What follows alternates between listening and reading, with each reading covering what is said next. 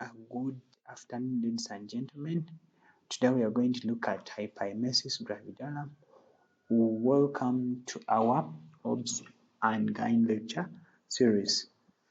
So in our introduction, we are going to define what is hyperemesis gravidarum. So this is severe nausea and vomiting during pregnancy that results in dehydration, weight loss, and ketosis. The cause appears to be rapidly increasing levels of estrogen or beta subunits of human chorionic gonadotrophin hormone, that is beta HCG. Vomiting usually develops at around the 5th week of gestation, peaks at the 9th week, and then disappears by around the 18th week. It's also called morning sickness. However, it can occur any time of the day. Women with normal nausea and vomiting during pregnancy continue to gain weight and do not get dehydrated. So hyperemesis gravidarum is an extreme form of nausea and vomiting during pregnancy, and it can be distinguished because it causes the following features. One, you have weight loss. They can lose up to 10% of their weight in 1 month, or even over 6 kilograms in 1 month.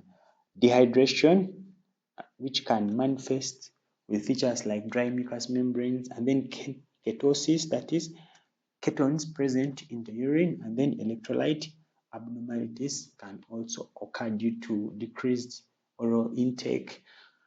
So as dehydration progresses, it can cause tachycardia, increased cardiac activity or heart rate, and then hypotension.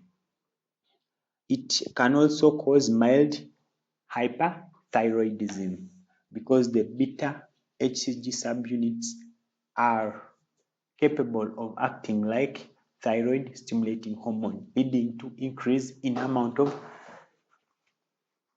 the hormone that is being released. Hyperemesis gravidarum that persists beyond 18 weeks may damage the liver, causing what we call severe centrolobular necrosis within the liver.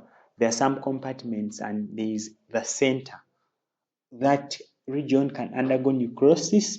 Also, you can have what we call widespread fat degeneration, which can cause one case encephalopathy and esophageal rupture. And this can also be related to the accumulation of toxins in the body because the ability of the liver to eliminate these toxins has been severely impaired.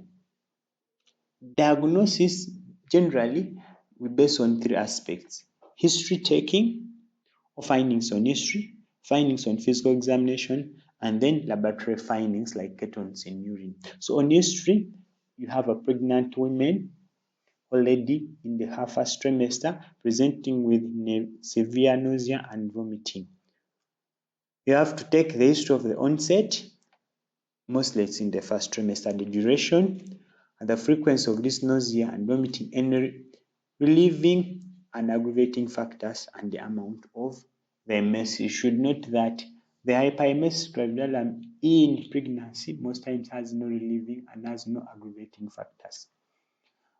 And then on physical examination, you're going to note the sunken eyes due to dehydration, dry or cracked lips, or mucous membrane due to dehydration, and then you're also going to have severe loss of weight. In case this lady has done antenatal care and the serial weight measurements have been taken, you will notice a very big change in weight.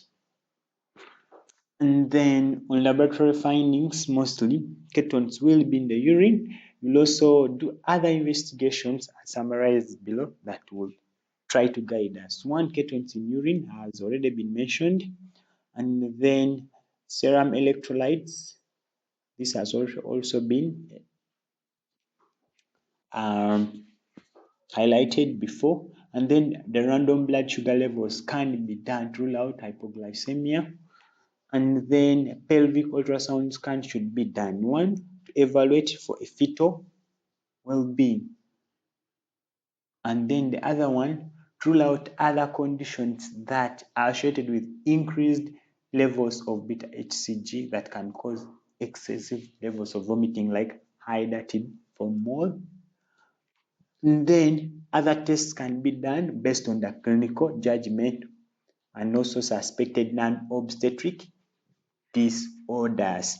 For example, you can do an MRDT or a BS for malaria to rule out malaria in pregnancy in case the patient is also presenting with features like intermittent fever that are associated with malaria. Then thyroid stimulating hormone or thyroid panel can be done to rule out primary or secondary hyperthyroidism. You can also do liver function tests, that is AST and ALT.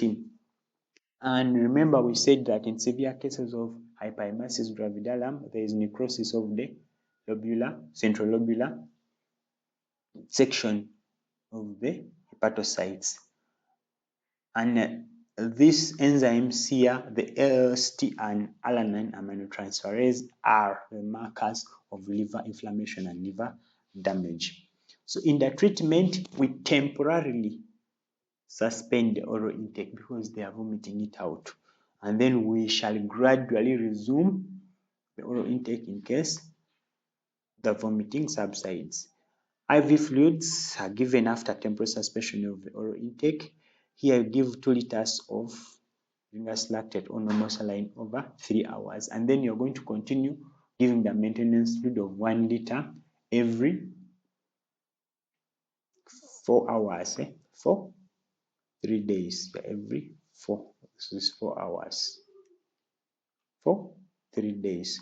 And then after a initial fluid resuscitation, you also give D5. Remember, they have not been eating, but note that before giving D5, you should give thiamine 100 milligrams IV to prevent Wernicke's encephalopathy. And then this dose should be continued for next 3 days. That is thiamine 100 milligrams OD for the next 3 days.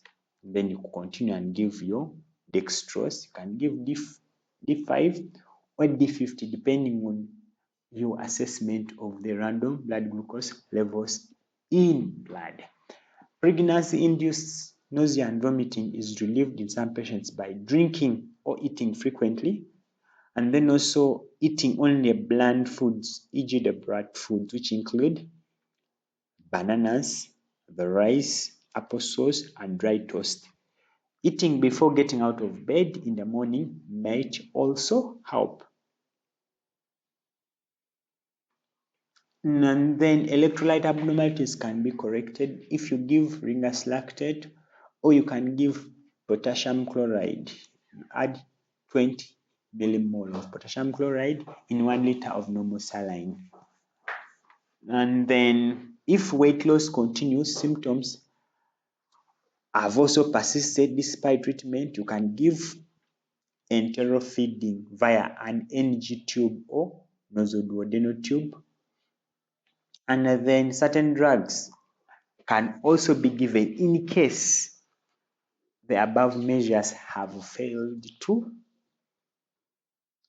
stop the nausea and vomiting. Vitamin B6, give 10 to 20 milligrams orally every 8 hours. And then on the B6, you can add what we call extended release doxylamine. For doxylamine, you give 12.5 to 25 milligrams 8 hourly, that's orally. You can also give promethazine 12.5 to 25 milligrams 4 to 8 hourly. You can also give metoclopramide 5 to 10 milligrams IV 8 hourly, or you can give ondansetron 8 milligrams orally or IM BD. However, ensure that you're giving this ondansetron after the first trimester. So remember, these three medications here are literally serving the same purpose. They are antiemetics, that is ondansetron, metoclopramide, ampromethazine. You choose one of them. You don't have to give all of those medications. Then for our differential diagnosis, any other non-obstetric condition that's associated with increased nausea and vomiting. For example, gastroenteritis, hepatitis, appendicitis, cholecystitis, PUD, definitely you're going to have a lot of nausea and vomiting. Intestinal obstruction, you're going to have a lot of nausea and vomiting here. I hope you have learned something. Thank you very much. Meet you in our next lecture series. Thank you.